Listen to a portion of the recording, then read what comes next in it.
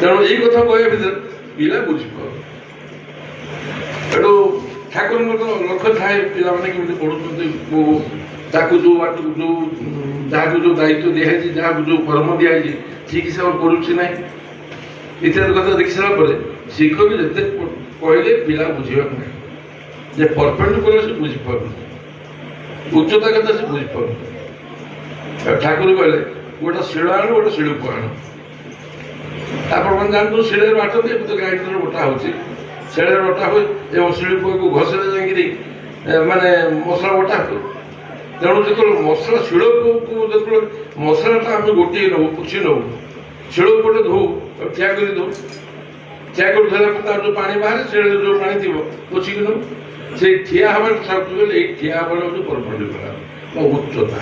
ଏ ଘରର ଏଇଟା ହେଉଛି ଉଚ୍ଚତା ମାନେ ଏଇ ଘର ଏଇଟା ହେଉଛି ପରପେଣ୍ଡିକୁଲାର ମାନେ ମାନେ ସହଜ ହିସାବରେ ମୁଁ କହୁଛି ତେଣୁ ଏଇଭଳିଆ ଭାଷା ମଣିଷ ପ୍ରତ୍ୟେକ ମଣିଷ କେମିତି ବୁଝିବ ଗ୍ରହଣ କରିବ ଏବଂ ତା ଭିତରେ ଆପଣ ଯଦି ଗୋଟେ ପିଲା ବୁଝିଗଲା ପରପେଣ୍ଡିକୁଲାର ଅର୍ଥ ଏଇଆ ସେ ଆଉ ଜୀବନରେ ବୁଝିବ ଯଦି ଶିଳ ଉପରେ ଶିଳୁପ ରଖିଲା ସେ ଜାଣିଲା ଶିଳ ଉପରେ ଶିଳୁପର ଯୋଉ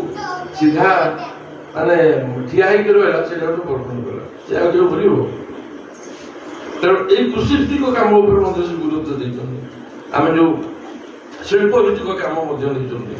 ଆମର ଯୋଉ ଗୁଡ଼ାକ ବର୍ତ୍ତମାନ କୁଟୀର ଶିଳ୍ପ ଚାଲିଛି ବା ମାନେ ସେଲ୍ଫ ହେଲ୍ପ କରୁଛନ୍ତି ଏଇଟା କୋଉ କାଳରୁ ହେବା କଥା ଦେଶ ସ୍ୱାଧୀନ ସବୁ ହେବା କଥା ଯାହାଦ୍ୱାରା କି ମଣିଷ ଭିତରେ ବା ପ୍ରତ୍ୟେକ ମା' ମାନଙ୍କ ଭିତରେ ଏଇ ଯୋଉ ଜ୍ଞାନ କୌଶଳ ବୃଦ୍ଧି ହେଇଛି ଏବେ ମାନେ ବେକାର ସମସ୍ୟା ସୃଷ୍ଟି ହେବା ବେଳେ ସେ ଗୋଟେ ସେତେବେଳୁ ହେଇଥାନ୍ତା ସମସ୍ତେ କର୍ମଠ ହେଇପାରିଥାନ୍ତେ ସମସ୍ତେ ଭଲ ମଣିଷ ହେଇପାରିଥାନ୍ତେ କିଏ କାହାକୁ ନିର୍ଭର କରିନଥାନ୍ତେ ଅର୍ଥର ଅଭାବ ନଥାନ୍ତା ପ୍ରତ୍ୟେକ କାମରେ ଅର୍ଥ ଦରକାର ବିନା ଅର୍ଥରେ କୌଣସି କାର୍ଯ୍ୟ ହେଇପାରିବନି ଆମେ ଏଠିକି ଆସିବୁ ଗାଡ଼ିରେ ଆସୁ ତେଲ ନକଲେ ଆସିପାରିବୁନି ତେଲ ପଇସା ଦେଇକି ଆମକୁ ପିଡ଼ିବାକୁ ପଡ଼ିବ ପ୍ରତ୍ୟେକ ଏଠି ଆନନ୍ଦ ବଜାର ହେଉଛି ରମେଶ ସାହେବ ବର୍ତ୍ତମାନ ମୋ ସହିତ କହିପାରନ୍ତି ସେ ଗୋଟେ ଶିକ୍ଷକ ଥିଲେ ତାଙ୍କ ଖାତିରେ ଥିଲା କିଏ ଦେଇପାରନ୍ତି କିନ୍ତୁ ଭଲ ପାଇବା ଦେଇକି ତାଙ୍କୁ ଦେବା ଏବଂ ଭୟରେ ଦେବା ତା ଭିତରେ ଡିଫରେଣ୍ଟ ଅଛି କାରଣ ଅତୁଳ ଭାଇ କହିବେ ମୁଁ ଏଠି ପାଠ ପଢ଼ୁଛି ସାର୍ କହୁଛନ୍ତି ନଦେଲେ ତାଙ୍କ ମନ ଦୁଃଖ ହେବ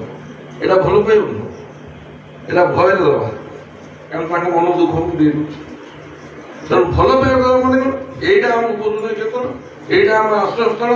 ଏଇଟା ଆମ ଜୀବନର ମାନବମୂର୍ତ୍ତିର ମାନେ ମୂଳଦୁଆ ଏଇ ଭାବକୁ ନେଇ ଆମକୁ କରିବାକୁ ପଡ଼ିବ ତେଣୁ ତାଙ୍କର ଯେମିତି କାମ ମୋର କାମ ତାପରେ ଆମ ପରବର୍ତ୍ତୀ ଜେନେରେସନ୍ ଯିଏ ଆସିବେ ତାଙ୍କର ଏଇଟା କାମ ଏଇ ସ୍ଥିତି ଭିତରେ ରହିବା ଦରକାର କାହିଁକିନା ମୁଁ ଦେଖୁଛି କାରଣ ଏଇ ଯେଉଁ ସତ୍ସଙ୍ଗରେ ଆମର ଯେଉଁଗୁଡ଼ାକ ଇଷ୍ଟବୃତ୍ତ ପୂଜା ହେଉଛି ଲୋକ ବର୍ତ୍ତମାନ ଯେତେବେଳେ ମୁଁ 34 ପଇସା ଦୀକ୍ଷା ନେଇଥିଲି ମୁଁ 10 ପଇସା ଇଷ୍ଟବୃତ୍ତ କରୁଥିଲି ବର୍ତ୍ତମାନ ମୋର ବହୁତ ପଇସା ଇଷ୍ଟବୃତ୍ତ କରୁଛି କିନ୍ତୁ ସେତେବେଳେ ମୁଁ 460 ଟଙ୍କା ଦରମା ପାଉଥିଲି ମୁଁ ପେନସନ୍ ବର୍ତ୍ତମାନ 65,000 ପାଉଛି ତାକୁ ଚିନ୍ତା କର ଯେ ଆମର ସେ ସମୟର ପଇସା ଏ ସମୟର ପଇସା ତାପରେ କେତେ ଭାରି ରହୁଛି କେତେ ଇଏ ରହୁଛି କାରଣ ଆମେ ଯଦି ବର୍ତ୍ତମାନ 3 ଟଙ୍କା ଇଷ୍ଟବୃତ୍ତି କରିବା 3 ଟଙ୍କା ଇଷ୍ଟବୃତ୍ତି ମାସକୁ କେତେ ପଡ଼ିଲା 3 ଟଙ୍କା ହେଲେ ଦିନକୁ କେତେ ପଡ଼ିଲା 10 ପଇସା ଠାକୁର କହୁଛନ୍ତି ଇଷ୍ଟବୃତ୍ତ ହେଉଛି ଜଣଙ୍କର ଖାଦ୍ୟ ଯେତେ ଦରକାର ସେଇ ହିସାବରେ ଦରକାର